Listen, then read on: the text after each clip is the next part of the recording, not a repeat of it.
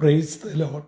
ജീവജലത്തിൻ്റെ പുതിയൊരു എപ്പിസോഡിലേക്ക് എല്ലാ ദൈവജനത്തിനും വേഗം വരുന്നവനായ യേശുക്രിസ്തുവിൻ്റെ അതിപരിശുദ്ധ നാമത്തിൽ സ്നേഹ വന്ദനം.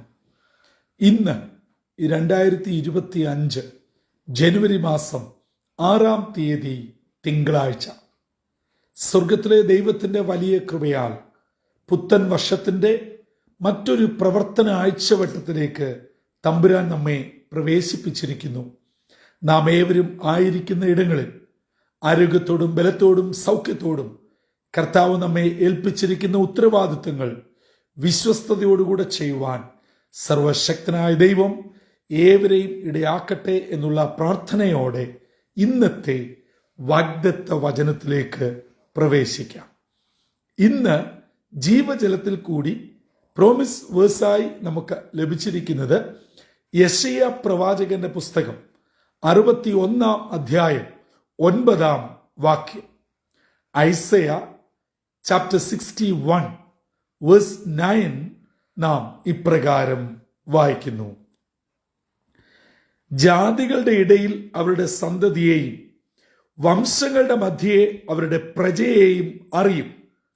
അവരെ കാണുന്നവരൊക്കെയും അവരെ യഹോവ അനുഗ്രഹിച്ച സന്തതി എന്ന് പറയും. യെശയ്യാ പ്രവചനം 61-ാം അധ്യായം ആദ്യത്തെ 3 വാക്യങ്ങൾ യേശുക്രിസ്തുവിനെ കുറിച്ച് വളരെ വ്യക്തമായി പറഞ്ഞിരിക്കുന്നു. ഇത് വിശുദ്ധ ലൂക്കോസിന്റെ സുവിശേഷം 4-ാം അധ്യായത്തിൽ നസറേത്ത് മാനിഫെസ്റ്റോ എന്ന നാമധേയത്തിൽ അറിയപ്പെടുന്ന യേശു തന്നെ യെശയ്യാ പ്രവചനത്തിന്റെ ചുരുൾ നസ്രേത്തിൽ ഇതാ ശബത്ത് നാളിൽ സുനഗോഗിൽ വായിച്ചതായി നാം വായിക്കുന്നു. അങ്ങനെ പഴയ നിയമ ഇസ്രയേലിന്റെ അവസ്ഥയിൽ നിന്നും അവരെ വിടുവിക്കുന്ന ഒരു ദൈവത്തിന്റെ പദ്ധതിയും പുതിയ നിയമ ഇസ്രയേലിന്റെ വരുവാനുള്ള രാജാവ് അവരെ ചേർക്കുന്ന സ്വർഗീയ പദ്ധതിയുടെ പൂർത്തീകരണത്തെയും ഈ ഭാഗത്തിൽ വ്യക്തമാക്കുന്നു. അങ്ങനെ എല്ലാ പ്രതികൂലങ്ങളും ഇസ്രായേൽ ജനത്തിന്റെ മാറി അവർ നിത്യ സന്തോഷത്തിലേക്ക് വരും. അവരുടെ ലജ്ജ മാറും.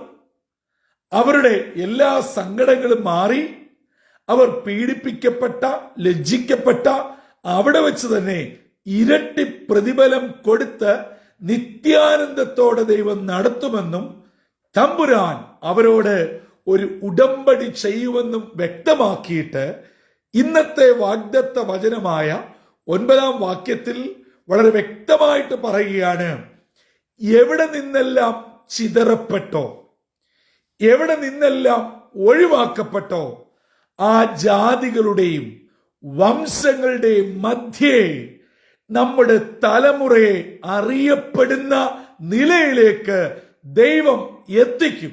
മാത്രമല്ല, കാണുന്നവരെല്ലാം ദൈവത്താൽ അനുഗ്രഹിക്കപ്പെട്ട സന്തതി എന്ന് സാക്ഷ്യപ്പെടുത്തത്തക്കവണ്ണം അവരെ നന്മയോടെ ഉയർത്തുമെന്ന് വചനം നമുക്ക് ഉറപ്പ് തരുന്നു.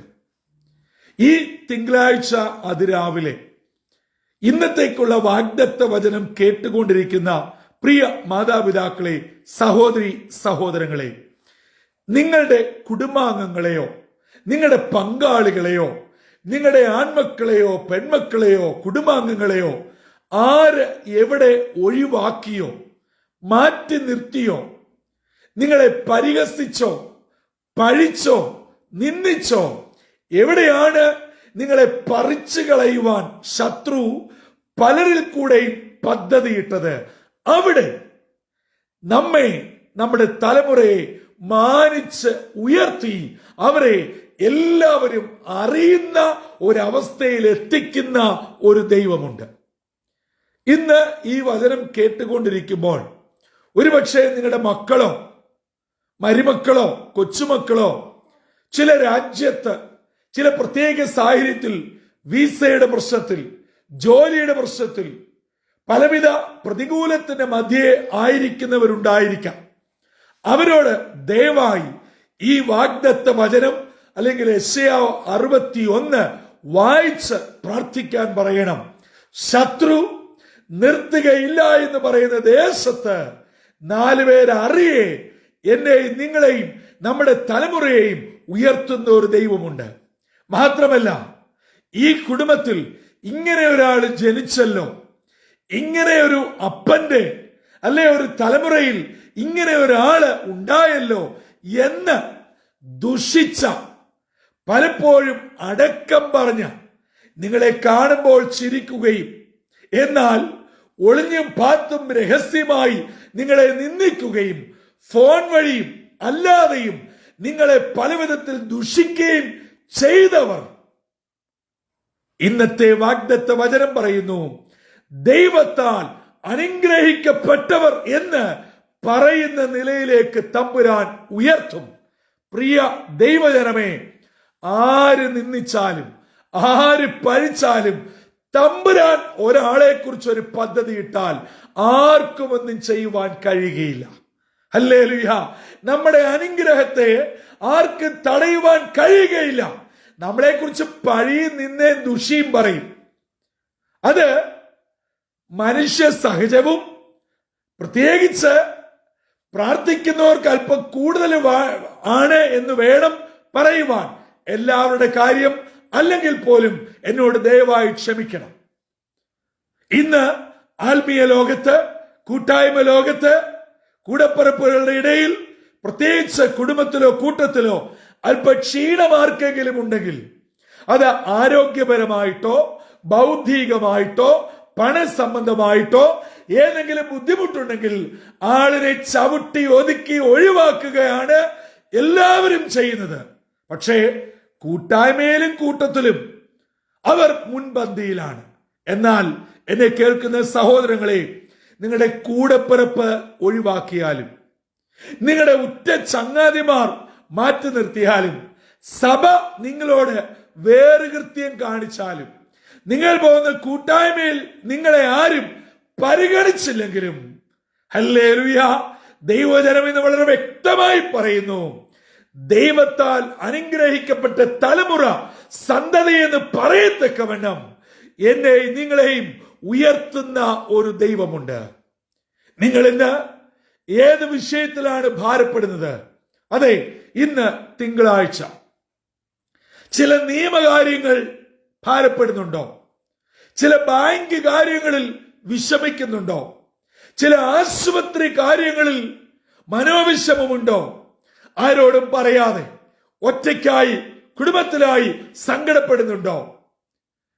അല്ല, കുഞ്ഞുങ്ങളുടെ കാര്യത്തിൽ ഭാരപ്പെടുന്നുണ്ടോ? മാതാപിതാക്കളുടെ കാര്യത്തിൽ ബുദ്ധിമുട്ടുന്നുണ്ടോ? നിങ്ങളെ പല വിധത്തിൽ ചതിച്ച് നിങ്ങളൊരു വല്ലാത്ത അവസ്ഥയിൽ എത്തി നിൽക്കുകയാണോ? ദൈവമക്കളെ, ഭാരപ്പെടരുത്, നിരാശപ്പെടരുത്, പതരരുത്.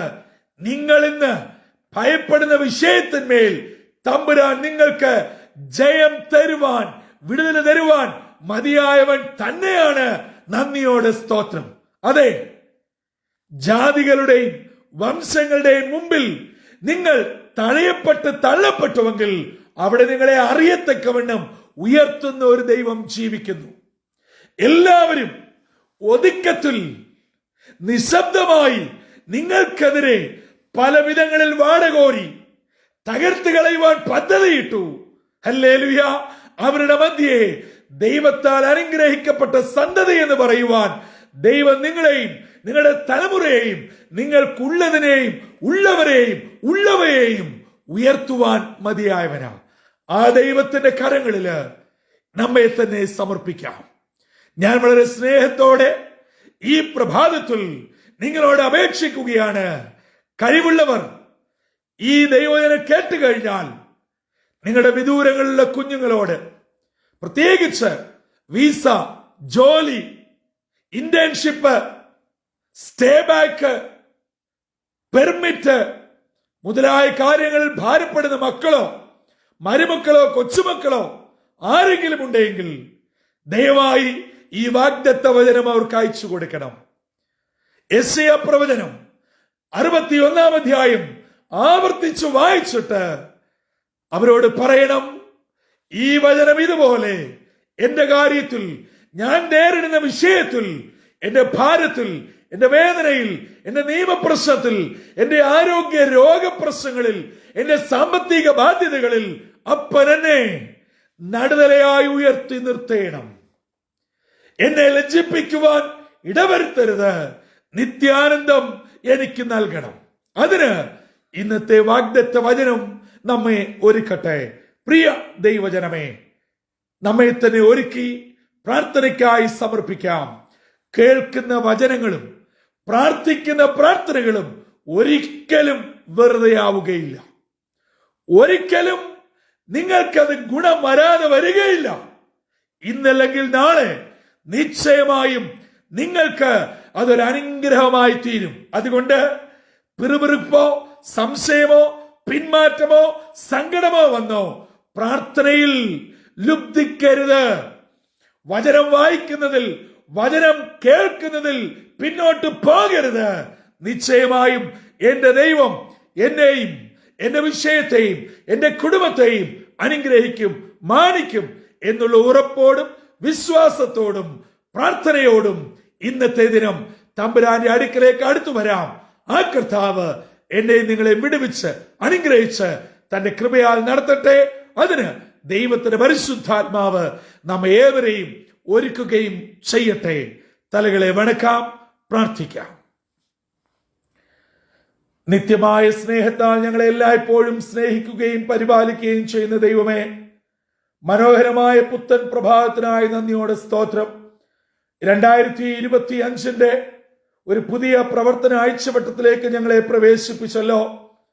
ഞങ്ങളുടെ ജോലി സ്ഥാനങ്ങളിൽ, താമസിക്കുന്ന ഇടങ്ങളിൽ, പ്രവർത്തിക്കുന്ന മണ്ഡലങ്ങളില് നിന്ദിക്കപ്പെടുകയും തഴയപ്പെടുകയും തള്ളപ്പെടുകയും ഞങ്ങൾ ഒറ്റപ്പെടുകയും ചെയ്ത് വളരെ വേദനയോടും നെടുവീർപ്പോടും ഇതായി അതിരാവിലെ ദൈവജനം കേൾക്കുന്നു. ഞങ്ങളെ ഭാരപ്പെടുത്തുന്ന മറ്റു പല വിഷയങ്ങളും ഉണ്ടപ്പാ.